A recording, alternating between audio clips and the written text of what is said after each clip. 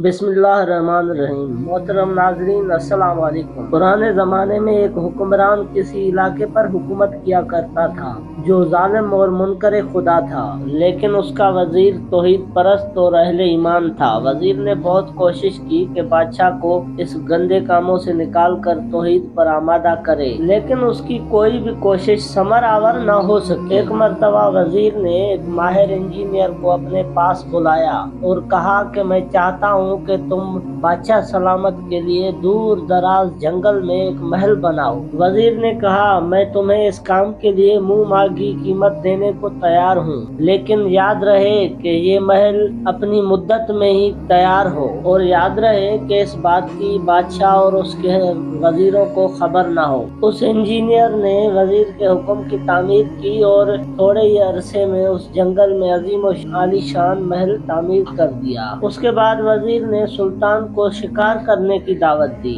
सुल्तान ने उसे बखुशी कबूल कर लिया। बादशाह अपना लश्कर लेकर जंगल की तरफ गया। जंगल में आलीशान महल देखकर वो हैरान रह गया। बादशाह ने वजीर से पूछा कि ये अजीम आलीशान महल किसने तामीर किया है। वजीर ने जवाब दिया कि ये अपने आप में एक अजूबा है।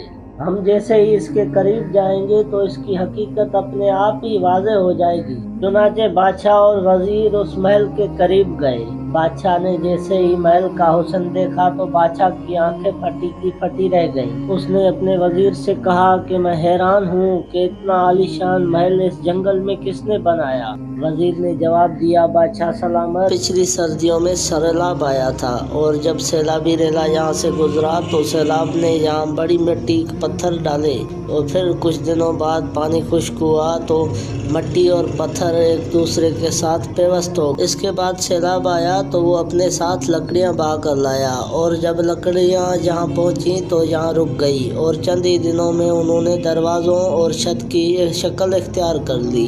इसके बाद हवा आई तो उसने फूलों के बीज उड़ते हुए उसमें आए, और खूबसूरत चहचहाते परिंदे यहाँ आ गए, और फूल के बीज यहाँ क्यारियों में फलने फूलने लगे, और यूं ये महल वजूद में आ गया। जब बादशाह ने ये वजीर की तकरीर सुनी तो उसको जोर से कहका लगाया और कहा, या तुम पागल हो गए हो या तुम मुझे पागल समझते हो। क्या मैं इतना पागल हो गया हूँ कि तुम्हारी अहमकाना बातें तस्लीम कर लूँ? कोई भी महल इस तरह से तामीर नहीं हो सकता। इसके लिए माहिर तामीरात और मेमारों और मजदूरों की ज़रूरत होती है, फिर कहीं जाकर एक महल बनता है। वजीर ने कहा, सुल्तान मुअज़्ज़म, आपने बिल्कुल सही फैसला फरमाया कि मिट्टी और गारा खुद ब खुद ईंटों में तब्दील नहीं होता, और एक महल अचानक ज़हूर पजीर नहीं होता। अब खुद ही आप इंसाफ करें कि जब एक महल खुद ही वजूद में नहीं आता, बल्कि उसके लिए माहिर तामीरात, मेमारों और मज़दूरों की ज़रूरत होती है, तो ये कायनात, ये सूरज, चाँद, सितारे, दरिया, समंदर, नबातात, जमादात और ऊंचे पहाड़ खुद कैसे पैदा हो गए? क्या इनका कोई खालिक नहीं है? वज़ीर की इस गुफ्तगू से बादशाह की आंखों पर पड़ा पर्दा हट गया और वो खुदा परस्त बन गया। एक खलीफा के पास एक गुलाम था जिससे खलीफा बेहद मोहब्बत करता था। एक मर्तबा गुलाम बीमार हुआ और आहिस्ता आहिस्ता उसकी बीमारी में इजाफा होता गया। खलीफा ने उसने इलाज के लिए नामवर तबीब बुलाए, मगर किसी की दवा से कोई अफाका न हुआ। उस शहर में एक नामवर तबीब रहता था।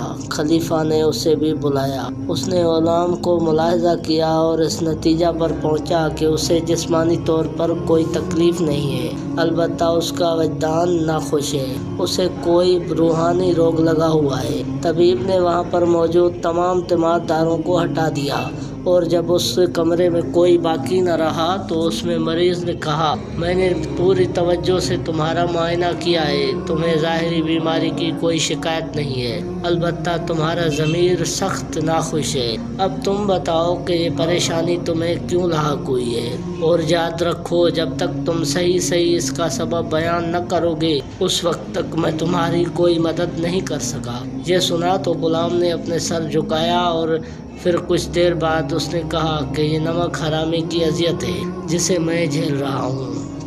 میرا ضمیر مجھے کچوکے دیتا ہے۔ بات یہ ہے کہ یہاں خلیفہ کے ایسے کچھ مقرب بھی موجود ہیں جو اندرونی طور پر خلیفہ کے دشمن ہیں اور ظاہری طور پر اس کے وفادار۔ ایسے ہی لوگوں نے مجھے گمراہ کیا اور مجھ سے کہا کہ میں خلیفہ کے مشروب میں زہر ملاؤں تاکہ وہ زہر سے مر جائے۔ میں بھی ان کے پھیلائے ہوئے جال میں پھنس گیا۔ چنانچہ میں نے خلیفہ کے پانی میں زہر ملا دیا اور وہ زہر ملا پانی خلیفہ کے سامنے پیش کر دیا۔ آپ اس سے اتفاق کہہ دیں یا چھٹی کے کرشمہ۔ خلیفہ کو پتہ چل گیا کہ جو پانی اسے پیش کیا جا رہا ہے وہ زہر آلود ہے، چنانچہ اس نے وہ پانی نہ پیا۔ اس کے بعد مجھے یقین ہو گیا کہ خلیفہ مجھے بدترین سزا دے گا، لیکن خلیفہ نے مجھے کوئی سزا نہ دی، بلکہ اس نے مجھ پر اپنے احسان بڑھا دیے اور پہلے سے زیادہ مجھ پر شفقت کرنے لگا۔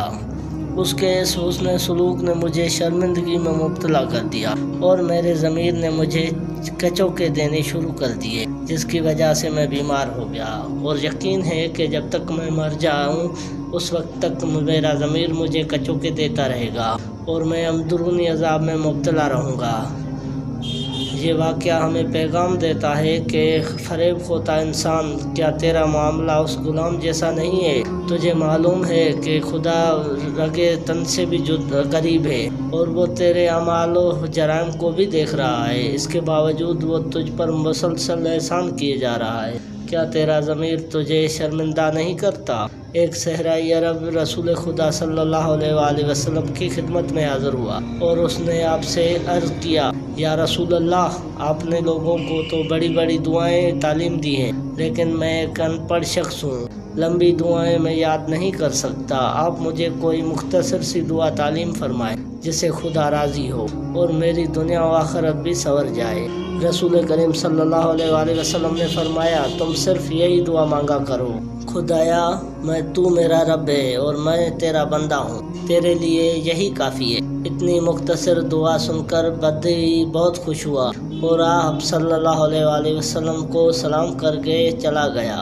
عربی کورا، ان پڑھ اور کور مکس تھا، اسے یہی مختصر دعا بھی یاد نہ رہی۔ وہ ہاتھ آسمان کی طرف اٹھاتا اور یوں دعا کرتا، خدایا تو میرا بندہ ہے اور میں تیرا رب ہوں۔ عربی جب بھی یہ دعا الٹی پڑتا تو ملائکہ میں تھرتھلے مچ جاتی اور فرشتے یہ عجیب دعا سن کر چیخ اٹھتے۔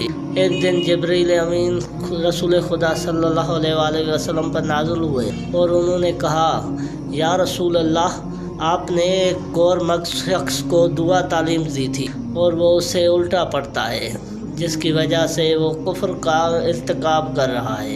آپ صلی اللہ علیہ وآلہ وسلم نے اس عربی کو اپنے ہاں طلب کیا اور اس سے فرمایا کہ میں نے تمہیں جو دعا تعلیم کی تھی وہ مجھے سناؤ۔ اس نے کہا، جی ہاں، آپ بھی سن لیں۔ جس دن سے آپ نے مجھے دعا تعلیم دی ہے میں روزانہ اس دعا کا ورد کرتا ہوں اور امید رکھتا ہوں کہ خدا مجھے اس کا ثواب عنایت فرمائے گا۔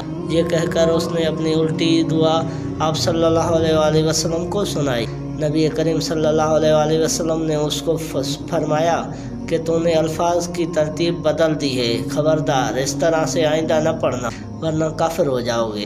آپ صلی اللہ علیہ وآلہ وسلم کا فرمان سن کر وہ عربی بہت پریشان ہوا اور رو کر کہنے لگا، یا رسول اللہ، اب تک تو میں دعا کی وجہ سے کفر کا ارتکاب کرتا رہا ہوں، اب آپ مجھے ایسی دعا تعلیم فرمائیں جس سے میری سابقہ غلطی معاف ہو سکے۔ اتنے میں جبریل امین نازل ہوئے اور انہوں نے آپ صلی اللہ علیہ وآلہ وسلم سے کہا، یا رسول اللہ، اللہ تعالیٰ کہہ رہا ہے، میرے بندے سے تو غلطی صادر ہو سکتی ہے لیکن مجھ سے تو غلطی صادر نہیں ہو سکتی۔ میں بندے کی زبان کو نہیں دیکھتا کہ اس سے کیا الفاظ برآمد ہو رہے ہیں، میں تو اپنے بندے کے دل پر نظر کرتا ہوں۔ اگر اس کے دل میں ایمان ہوتا ہے تو اس کی زبان کی غلط الفاظ بھی میرے لیے صحیح الفاظ کا درجہ رکھتے ہیں اور میں اسے معاف کر دیتا ہوں۔ امید کرتے ہیں کہ آپ کو آج کی ویڈیو ہماری اچھی لگی ہوگی۔ اگر ویڈیو اچھی لگی ہو تو اسے لائک اور سبسکرائب کرنا نہ بھولیے گا۔